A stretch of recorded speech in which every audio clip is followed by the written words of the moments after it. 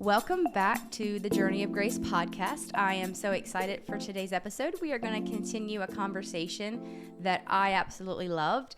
Back a few months ago, I had a guest on here, my friend Katie, and we did Puppets, Pages, and Jesus, and we talked about all her amazing creativity, storytelling, puppets, characters, how God can use those gifts. But today, I thought, let's do a part 2.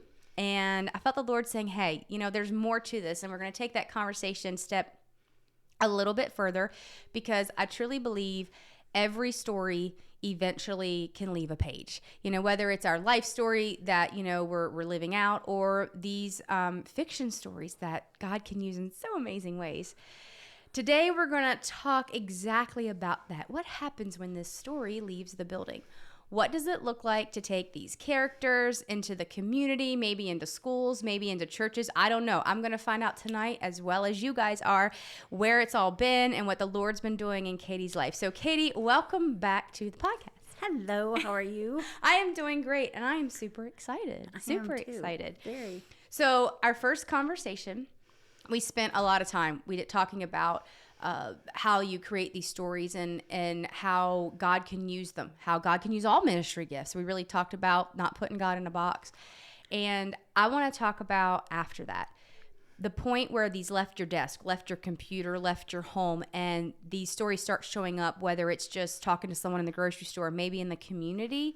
And I think there's a school even involved, if I remember. But before we get to that, let's talk about when this just started getting out into the public. So what were some of the first events that you started sharing your stories and characters? I started with some local craft fair things, but I'll back up. I really started doing it for gifts for people that it was on my mind and heart, and people that I always feel like if the Lord laid someone on your heart, there's a reason. And a lot of times I would think of a little character or whatever. And so I started doing that specifically for people. Awesome. And then I did start to do some craft fairs. I went to Cowie Christmas. I did Pumpkin Fest. Started doing some commissions where people would ask me to do very specific things. Oh, wow. And then I would make them and write the stories and things like that. But yeah, just places where I could see. It first started with the people that I could see in need. That's awesome. No, that's really cool. It's always the Spirit's just leading the heart. Yes. Right? That's so cool. All right. Now it's going to get tough here. Are you ready for this next one? I love that this is hard, but I didn't even think of this till I was getting some ideas for some questions, and I thought, oh my gosh, this had to be rough. So what was it like the first time you literally were putting in front of strangers, the people you don't know? What was it like putting the things you created, the physical puppets or just talking about the stories? What was it like to throw that out there to strangers? And did they respond how you thought they would? How did that feel? It's like taking your heart and putting it on the table and saying, on public display. Ooh. And for me, that was really hard. And it kind of felt like, no, thank you. I'll just keep them in my little world and not go out and expose yourself. And then I think seeing people's responses, some people I think just kind of giggle and maybe even think I'm a little weird. Oh, no. And then the majority of people stopped and paused, and people's eyes would fill with tears. Aww. Or an older gentleman just smiled and said, they just made me happy. Aww. And that, for me, made it worth the ones that might not have gotten it. But it's definitely a very vulnerable place to be, because when you create something and it feels like a gift the Lord has given you, you probably in a selfish way don't want to expose that to someone that might either be critical or not get it. So I think the hardest part was, will they see what I see that the gift was to me? Wow. And you had to know that not every person, and maybe you haven't had the experiences yet, but not every person's going to get it.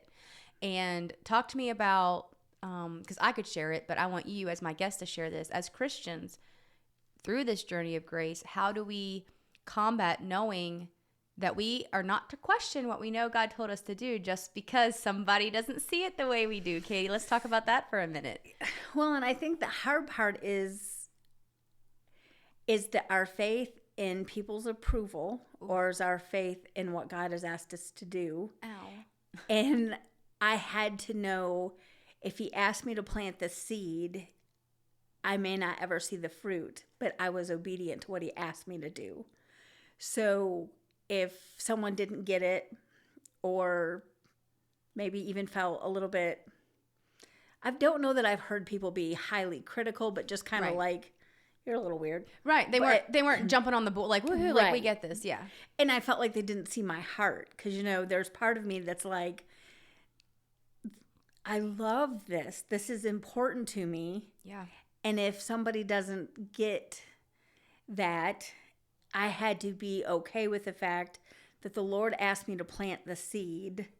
He didn't give me control of it growing or coming to fruit. But we want that control, don't we? Yes, we do.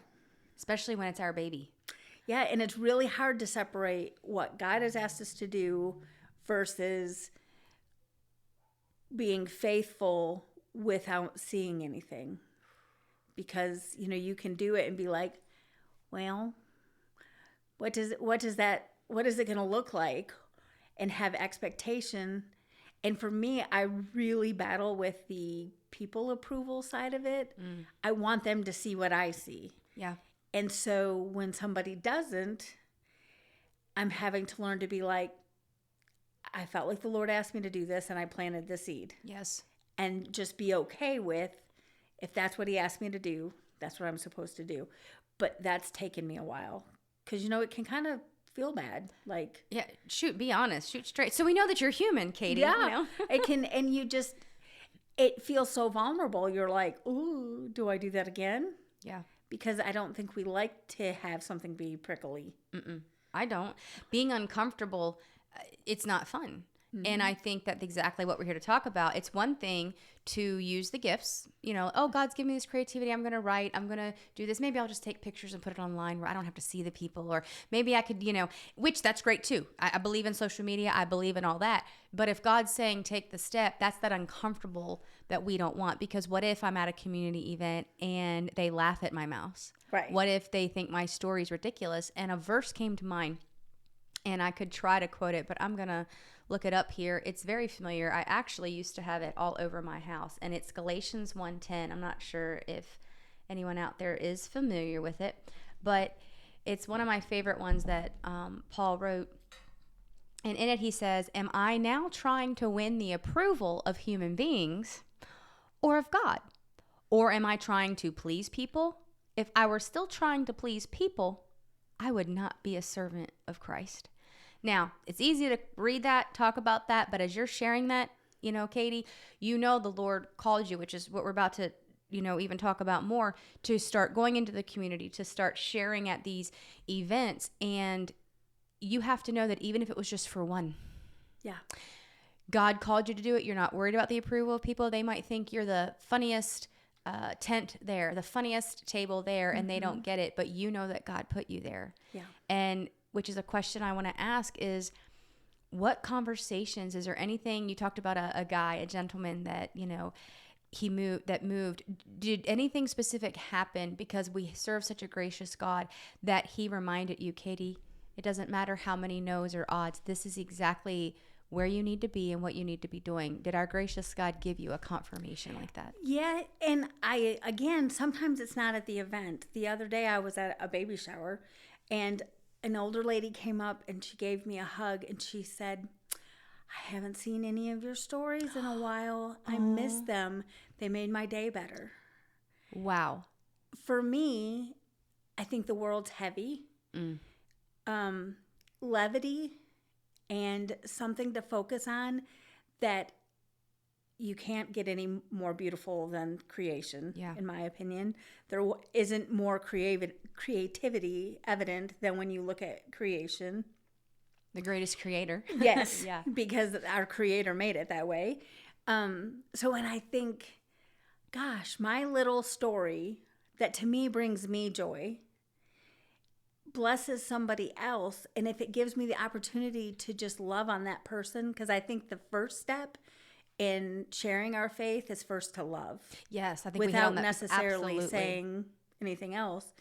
And so it's, if it brings joy, if it causes them to stop and be like, the Lord did make a beautiful day, or look at the butterfly, because we can be blinded with all of this stuff bombarding us constantly that we forget what's around us. And I think when people can stop and pause for a second, and like with the older gentleman, he talked about living on a creek bank when he was younger and just smiled, like going back into a time. Wow. And I think people are lonely. Yeah. And so if something the Lord will do through those stories, or that I can just remind them of a time that they felt loved, then it's like, it's worth the people who are like, well, that was kind of silly. You know what I mean? Yeah. Because you just realize that there's not a lot of joy bringers. No, it's true. And so finding places to poke in joy just to me makes it like, okay, Lord, it's a little piece of joy that might remind them that you love them. And that's really my prayer, is wrap your arms around them, Lord. Let them know beyond a shadow of a doubt that they are held. Because I can't change their circumstances. Right. Of course. And I don't even know most of them what's going on. Oh, right. These are like quick, interactions. Yeah. But I think if we can, something that we do, spurred on by creativity that the Lord gave us, make someone walk away and think, I'm loved, I'm held, I'm important, then we've won. We've planted a seed, or maybe watered a seed that was there, or reminded them that they are loved. So that would be, or like with kids, I see kids with a lot of heaviness in their life. Oh, yeah. And to be able to give them permission to have an imagination past the point of what I think in society we tend to say, grow up really fast. Yeah. Leave the foolishness of pretend and imagination behind. You can't. If you're in sixth grade, you can't play with Barbies anymore. Exactly. Shoot, I was playing with baby dolls.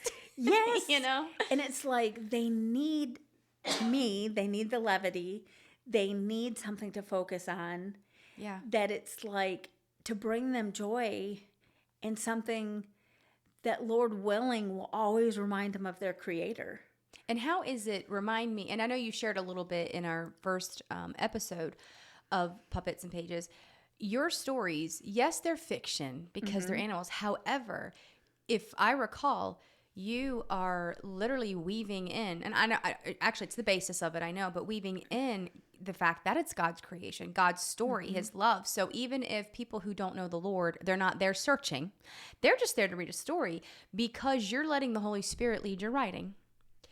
That is literally the gospel coming through. I know it's not the actual, the whole about Jesus coming and dying, but it's part of the gospel as far as the Bible. Right. Part of that coming to life through those stories. And do you feel that when you're in those events, how does he bring a certain one back? Like, how do you talk to these people about, like, walk me through, because we'll get to the school and the kids in a minute, because I love what you're saying about that.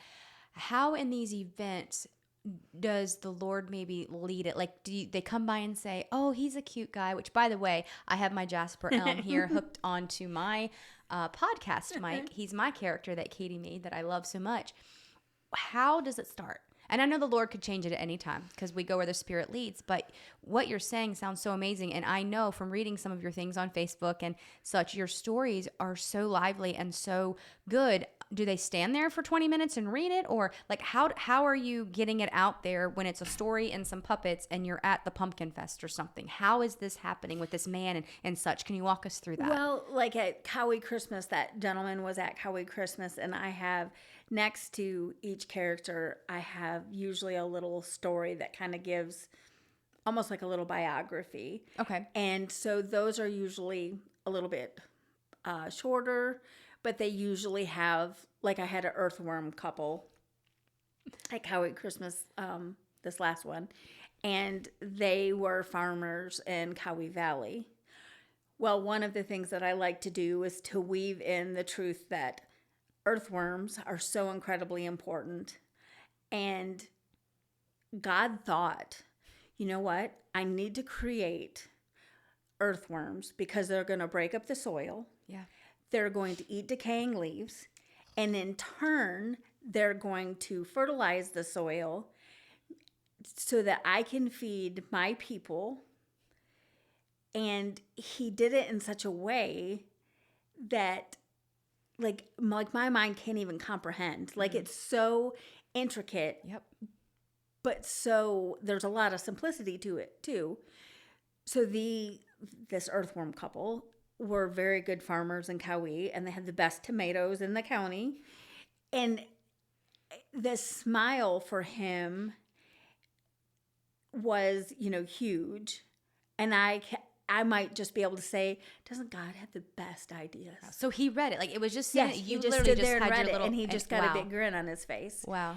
Or a burnt out mouse that came from New York City. He's coming to the mountains. He's in the Appalachian Trail. He brings his paint palette. He's trying to... So you're connecting to people by making them all relevant to here, where we are. Yes. Relevant to here and to Wow. what...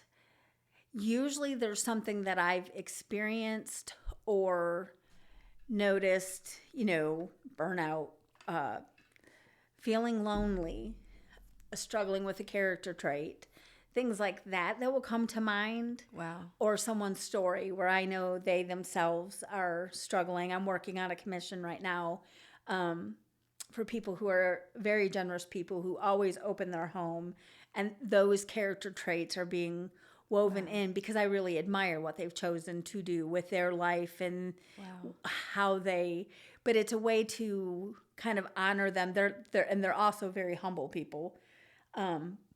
It's a way to honor them, but also to maybe bring light to a generous heart. Yeah. And people who choose to truly walk in that. Wow. But it's not a no, Yeah. or you should be doing. It's like, isn't this beautiful? Yeah. It just opens, it's like paths of light, like the Lord just using it to open conversation. Open conversation Wow. and to maybe even give permission to. Yeah. You're never in the wrong to be overly kind. Yeah. You're never in the wrong to love on the prickly human being. And I think we tend to, I think it's very easy in our human condition to forget those things. And so that would be, I feel like they open doors and they're not controversial. They're not challenging socially. They're a lot of times kind of the golden rule, which we know is what Christ has called us to do without us saying it's the golden rule. Right. But it's amazing the amount of ages that get it. It's not just little people. Right. Because I think it's because you're writing from truth. You're writing from experiences, whether it's you or you're saying other people. And like in highlighting the things that are like so remarkable. Like, I don't know. I just think I've spent so many years driving by something and not stopping and being in awe. Yeah. That since I feel like the Lord took those scales off my eyes. And why? To birth in you what you're doing. And it's like I just stand there and I'm like, wow. You could have made every tree with a leaf exactly the same for every tree. And we'd have never known the difference. And we would have known the difference, and we would have never saw his complete splendor like it is. Wow. Like all the blossoms and the butterflies and all the things that he did for us to enjoy. To me, it's such a reflection of his love for us. It's for us to enjoy. But he also knew we needed clean air, so we need trees. Yeah. And it's like when you look at all of it, you just want to be like, if people can stop and see the wonder around us, it helps them to forget the ick. And that's what you do at these events, it sounds like. And that's your table is like it's the center of the table to almost take us to I don't want to say to another world, but just maybe to take us down that path of love. You know, that someone needs to see, whoa, these animals might be going through this, but okay, Jesus, you're using this to remind me of what. Right. And that is, oh my gosh. And and if it causes them to pause for a second and smile, because I think sometimes too, people forget how much joy is in the Lord. And so if it's like they stop and they smile, then, and it gives me an opportunity that I'm just like, Lord, just hold them. Just let them know you are there. Use this story in a way that only you can. or even if it's the encounter. Yeah. If I can try to cause those encounters to be a positive thing in their life. I had another lady, not last year at Cowboy Christmas, but the year before, and she stood there and cried, and I said, I think we all need a little whimsy in our life. And she said, you have no idea. And I just thought I didn't know, but I knew that I could squeeze her arm and encourage her, and then hope that was a positive in the, planting those seeds, I guess. Yeah. Whatever God's leading. Sometimes he's not leading a conversation. I mean, telling you to have a conversation. Right. It could be just a touch, just a look, just a smile. And I think we take for granted, you're really bringing out things that I think as Christians, we all, even not just about a story, about anything, to stop and take a minute. What has God called you to do? And are you just doing it to check a box? Are you just getting stuck in it? I love how you're saying it's almost all you're pulling from your story, your life experiences and other people's life experiences. And it's like God just keeps it alive and keeps it going. And I think that all of us that have our gifts, we need to make sure that's what we do, that we're keeping it alive, we're keeping it in that. It's not always about quantity. Yeah. You're talking about how you kind of condense a little story. I know you write beautiful story. You could be like, no, I need to write the long one and they need to see this. You're just putting enough for them to see what the Lord wants them to see. And then if a conversation is to be sparked, it's going to happen. Mm-hmm. And oh gosh, I love that. So here's my question.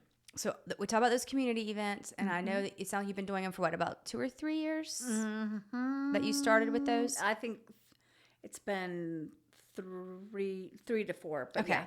And correct me if my timing, but your first school is what you did. You had never been. All right. So now I want you to tell us how in the world did opportunity come about, and then just what was that first visit like? I met a kindergarten teacher at Cowboy Christmas last year, and we talked, and I got so tickled because she looked like she should be a kindergarten teacher. Aww. I was like, every kid should have you. Was the joy just coming off of her? Yes, and she just had this, I just was like, you wanted to go to kindergarten, yes, didn't you, exactly. Katie? You wanted to go to kindergarten. Definitely had that vibe. And she had read some of my stories, and she was really encouraging me about writing a book. And I said that was something that was on my heart, and we'll just have to see what the Lord does with it. And she was like, would you come to my classroom and tell a story? And I thought, well, yeah, I could do that. And so we scheduled a date, and so I made everybody in the story, all the little critters in the story, and so I made everybody, and of course the entire time, like, doubt.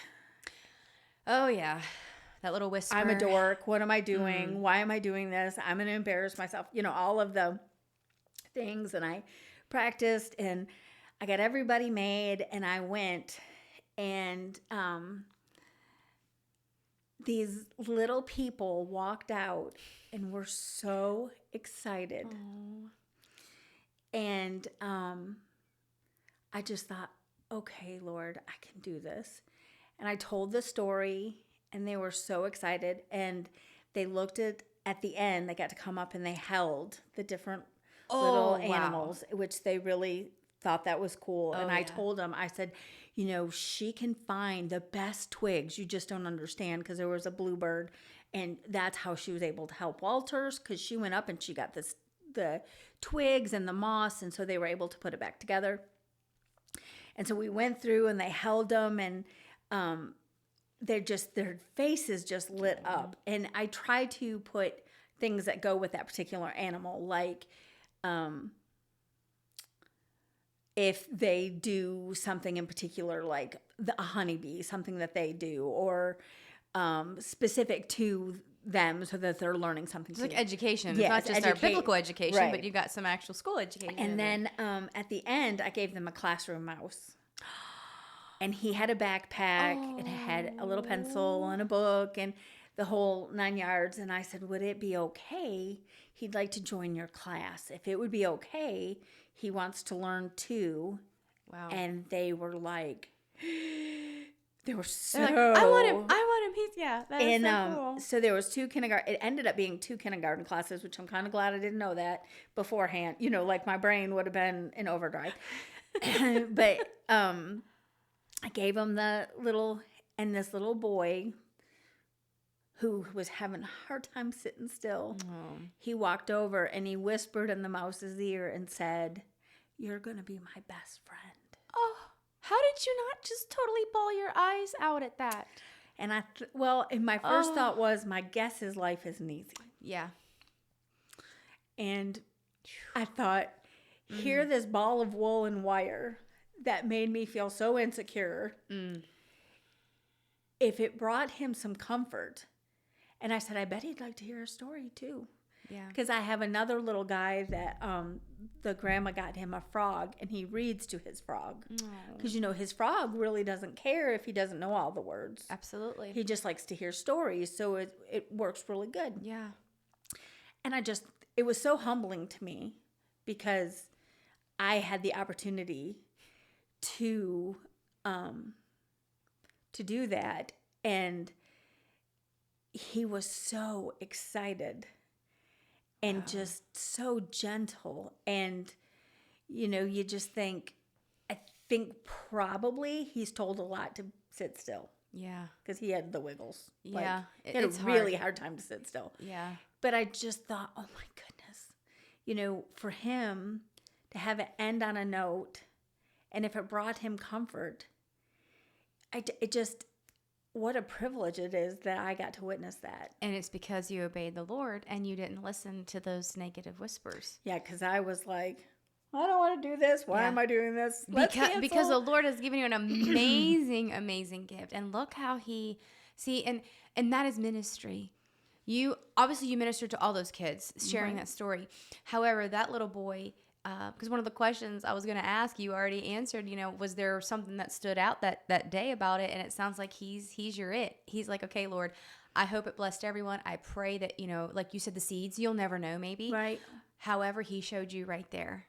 Yeah. He showed you right there. He showed me, and it totally changed my perspective too, because it isn't about the gifting that he's given me. It's about going out and saying, yes, Lord. Yeah. When I was like, I don't know, maybe we should. Like, God, maybe you don't know what you're talking about. Exactly. And, I just, it makes your knees knock. Yeah. And it's such a vulnerable feeling.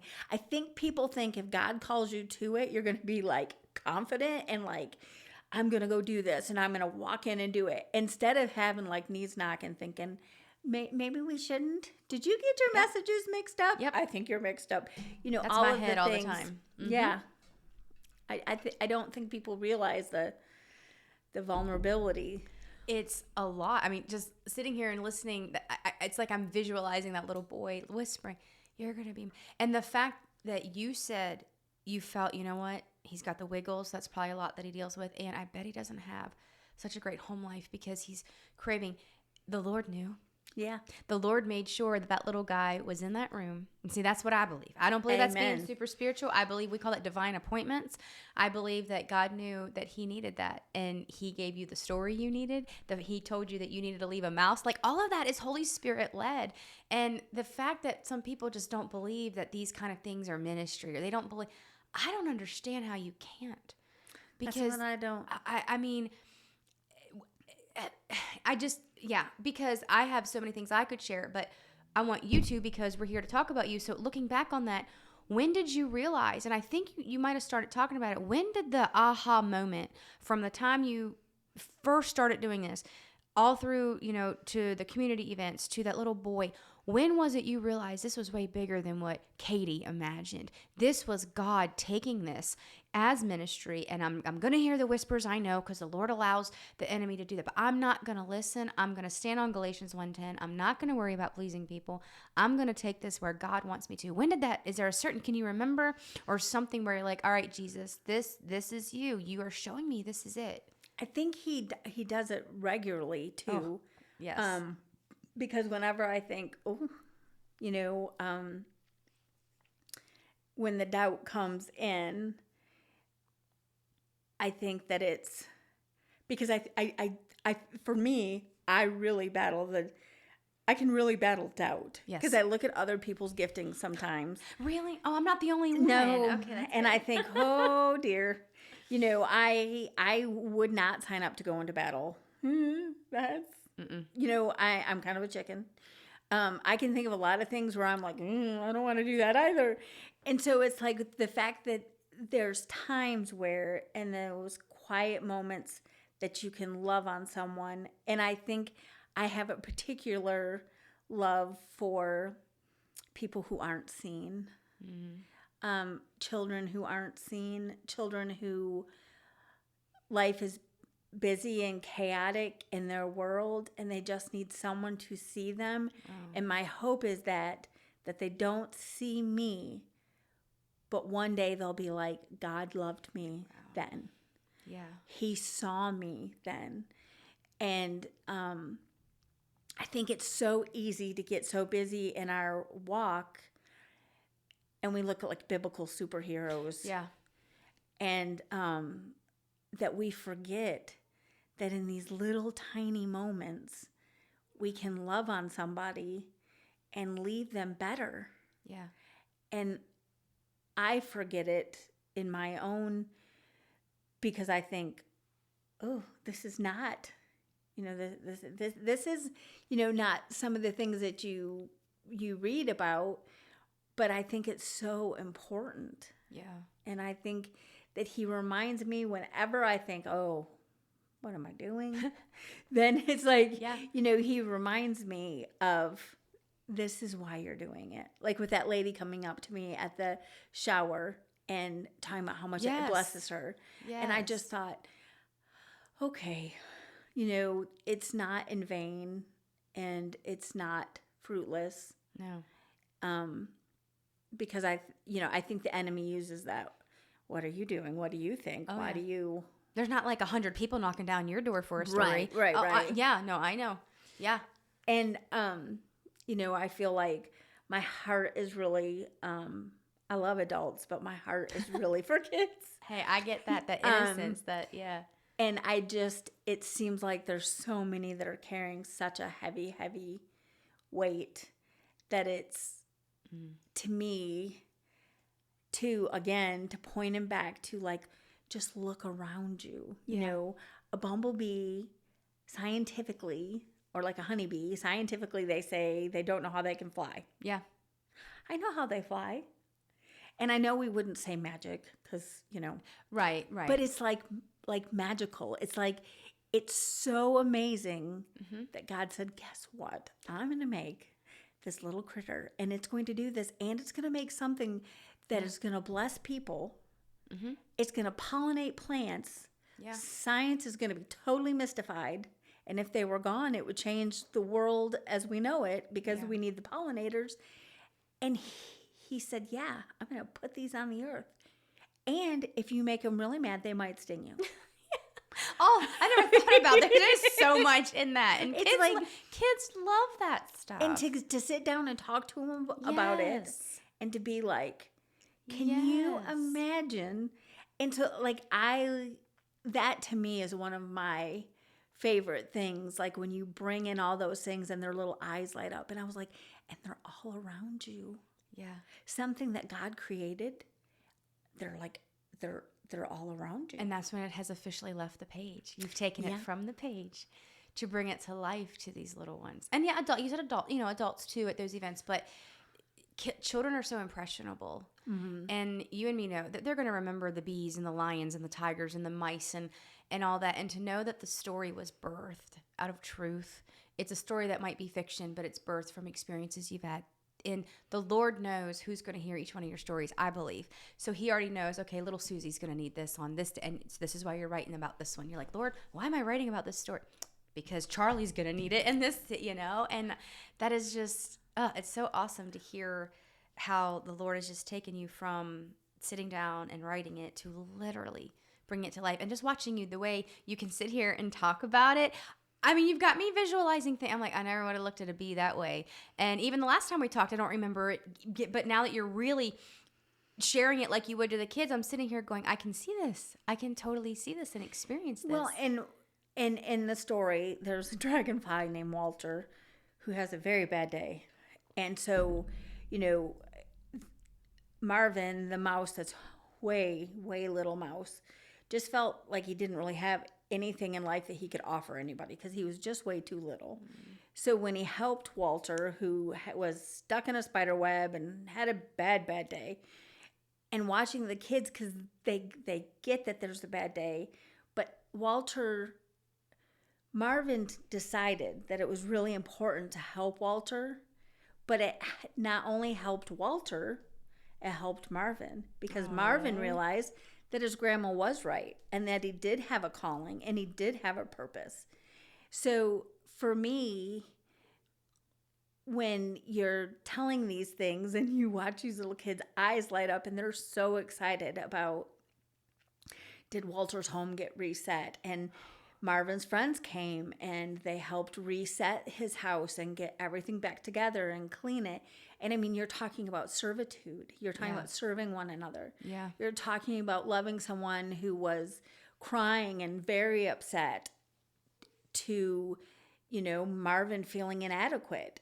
And you just think, if it pokes those little seeds in about all of those things in their life, then Lord willing, with his reign, it'll grow, and they're going to choose to help someone so that it might stop the cycle where we've gotten where it's like, oh, that is way too complicated. I am not going to go there. So it's just, and watching their faces. To me, the greatest thing is watching their faces. Oh, I bet. And then, them holding them and us talking about them. And I think they're like, to them, they're alive. They're like, they're. Exactly. Yeah. And it literally went from your writing to bringing it to life. And now the Lord is even taking it further because he's doing what only he can do. Oh, absolutely. You don't know what those kids are feeling or sensing. Or, again, when that little boy said, you're going to be my best friend, there is so much behind that we may never know. Exactly. We may never unleash. I mean. And to be able for me to look at him and be like, so you'll take good care of him? And he was like, yes, I promise. Oh, it meant a lot to him. That's and that's responsibility. Yeah, and it's a believing in him without knowing anything. I'm gonna trust that he gave his word, so I'm gonna trust him. Yeah, and it's like there's just so many layers to it. But it started with the Lord saying you need to leave a classroom mouse. Yeah, and me thinking, that's one more thing to make. Yeah. You know what I mean? At first, it was but I felt so impressed that that's what I was supposed to do. And I'm like making this little backpack at like 2:00 in the morning and like getting it all ready. But I'm like, I'm so grateful that he encouraged and poked at my heart, because I think that little classroom mouse has a bigger impact than me. And if I didn't do it, I would have never been I wouldn't have received the blessing of watching that little boy. Yeah. We missed out on a whole lot. But it wasn't easy, but it's like, it's so, I don't know. I am so grateful for those kisses from heaven. That's what I call them. Yeah. No, that's awesome. No, and that's a great way to bring it in tonight. God, when we obey, I believe that we're not always going to see, what it looks like.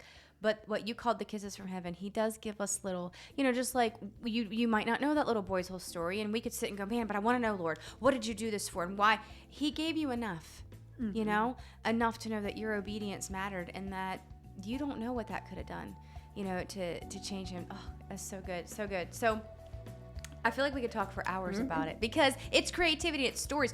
We might need to just start having, Journey of Grace story hour, Katie, and bring you to do like 30-minute stories about this because I love it and I love listening. But I love how our conversation, just like last time, it's not just about making something beautiful, but it's about creating something that God can use to impact lives. And the fact that he's willing to use us to do it. And we've talked about it, whether it's stories, puppets, a conversation, whatever creative gift God has given. If you're listening, you need to know that God has given it to you to use. And we talked a little bit on the last podcast of the puppets that don't think it's too small. Whatever God, has given you as a gift, he can take it to do such great things. And ministry isn't always from a stage. We talked about that too. It can be in a mouse, in a puppet, in a story. And wow. So thank you so much again, Katie, for being with us. If you did not listen to the Puppets, Pages, and Jesus first episode, make sure you go back and do that. Also, really quick, a reminder, our Jesus Behind Bars series is going to continue. We've got an awesome guest lined up next week, so make sure you're keeping an eye out for that. But please enjoy today's Puppet, Pages, and Jesus Part 2. Share it with someone. And again, if you didn't listen to that first one, go back and listen because as today she did, Katie is such a well speaker and she said some amazing things on that podcast too. So Katie, give us one final thought if you could leave with us tonight. What would it be? Don't doubt your calling. Wow. Don't doubt your calling. 4 words. If we take the contraction out, 5. Powerful. If God said it, it's the truth, right? Wow. So until next time, everyone, continue walking in grace, and thank you for being with us. And Katie, thank you so much. It was my pleasure. Thank you for inviting me.